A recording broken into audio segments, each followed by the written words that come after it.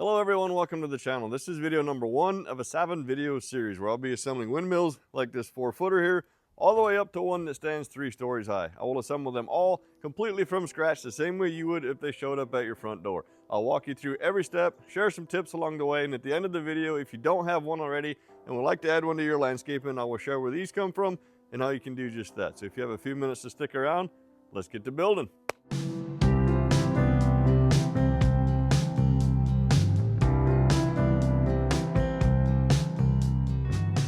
All right, friends, we are ready to get started. Your windmill will show up in 2 separate boxes like this.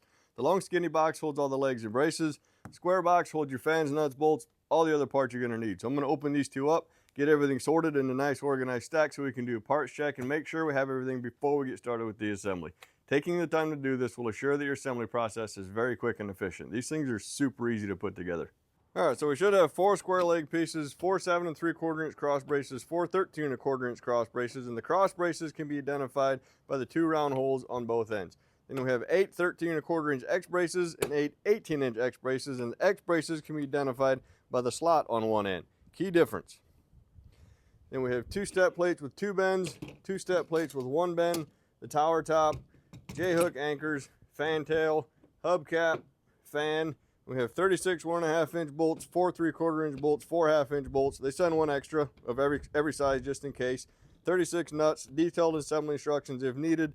The only tools you need for the entire process are a Phillips screwdriver, 3/4 inch wrench, impact if you have one with an 8mm end. If not, any open end wrench or socket will do just fine. 8mm is that size as well.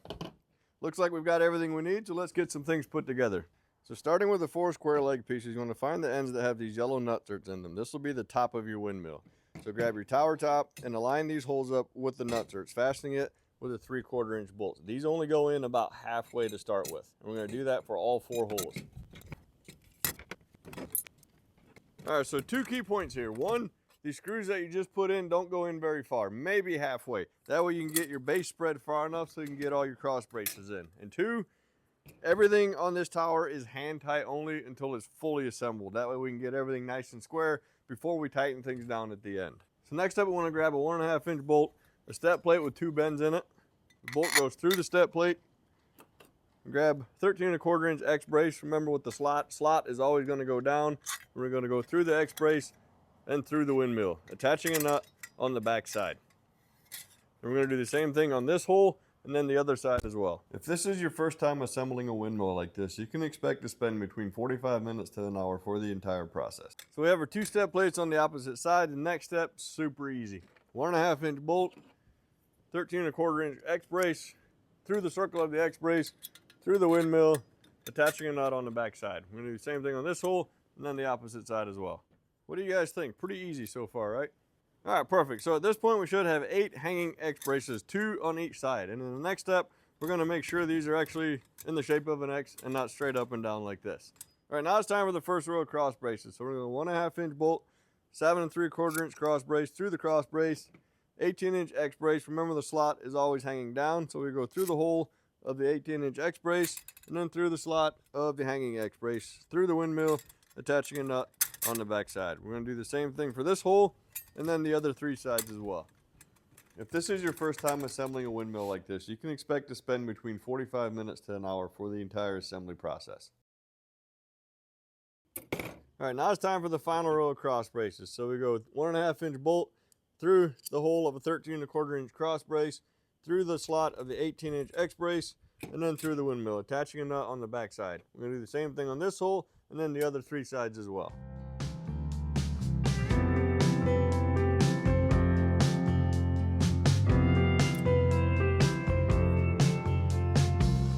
And with that, all the braces are in place, so let's head up top and finish the step plates. All right, so to finish the step plate, we want a little 1/2 inch bolt, smallest bolt in the package, step plate with 1 bend. We go through the hole of the step plate and then through the hole of the step plate that's already there.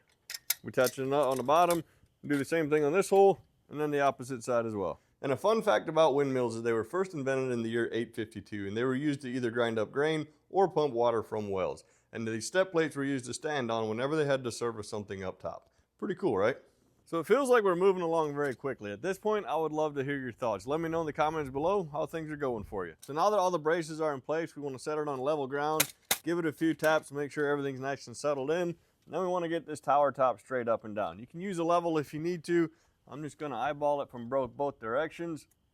Once it looks good to me, I'm going to take the Phillips screwdriver and tighten up these 4 screws. And you want to get these pretty snug. All right, now it's time to tighten up the rest of the bolts. So grab your impact and just go through and tighten up all the bolts that you see. And the cool part about aluminum is you don't need anything on the backside to hold the nut. It acts as a self-locking nut. So just hold it gently until it's up against aluminum and it holds itself. Very quick and easy. So we just go through and tighten up all the nuts. And for all you grandparents looking for fun activities to do with the grandkids, these windmills are perfect. They create a beautiful memory you can relive every time the grandkids show up for a visit. The tower is now complete. All we have left is the fan, which is very easy. When attaching the tail to the axle, this insert will be facing down. So you want the Wingards Sales decal to be facing up like that. And the 2 bolts you took out to remove the protective wrapping, just go back in there. Now before you set this on the tower, it's a good idea to add a little dab of grease to this pin here for a little extra protection. This is just a one-time deal and you don't have to add grease to the pin every year like you do the insert, which we'll get to next. So when attaching the fan, remove this nut on the end, and it's important the fan goes on the right way or the wind won't be able to turn it. So locate the sticker that says slide on, and you want to be able to read that sticker as you're sliding it on. So slide on the fan, add your nut, and when you're tightening down this nut, it's important not to get it too tight because the fan needs to be able to spin freely. Just give it a couple twists. That's too tight. All right. Like so. Don't go anywhere. We still have the J-hook anchors to attach, but this next step, probably the most important one, adding grease to this insert here. The recommendation sticker here says for twice a year. That's for maximum protection. Once a year, probably okay. Twice a year, a little bit more okay. Then once you have this thing filled up with grease, this little hubcap just slides over top like so.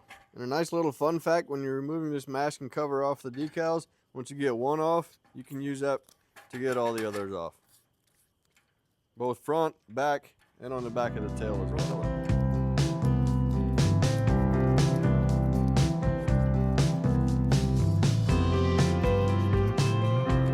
And if you happen to come across any air bubbles in the decals, one little poke with a knife, and just smooth it over like so. And the final step is the J-hook anchors. These are what prevent your windmills from tipping over and getting damaged in any way. Very easy to attach. 1.5 inch bolt through the anchor, through the windmill, attaching a nut on the backside. We're going to do that on all 4 legs. Now once you decide where you want your windmill, you dig 4 holes, 12 to 14 inches deep. The anchors go in the hole. You just fill the hole back up with the dirt. It'll hold it in place. And in case you don't have one already and would like to add one to your landscaping, you can find these at Wingards Sales, located in Shipshewana, Indiana. They have 4-foot decorative windmills all the way up to fully operational 30-foot windmills, meaning they can aerate your pond and look good doing it. They also have some very nice patented swinging mailboxes, and both the windmills and the mailboxes are made of 100% aluminum and stainless steel, designed to last a lifetime. Wingards Sales currently has windmills that have been installed and operating for 30+ years, and they're still working perfectly fine, so they really do last a very long time. And if you prefer to have any of these items shipped to your front door, you can order them online at wingardssales.com. I will put a link in the description to make that nice and easy for you.